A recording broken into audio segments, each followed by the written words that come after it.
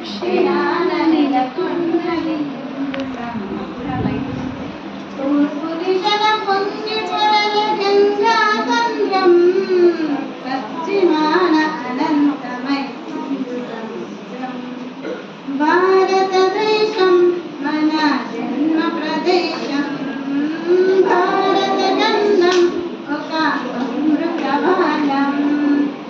ఒకే జాతి సంస్కృతి ఒకటున్న ప్రదేశం, రత్నగర్భ పేరు కన్న భారతదేశం.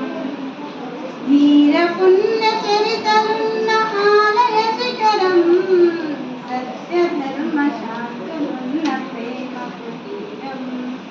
భారతదేశం మన జన్మ ప్రదేశం, భారత ఖండం ఒక అమృతవంతం.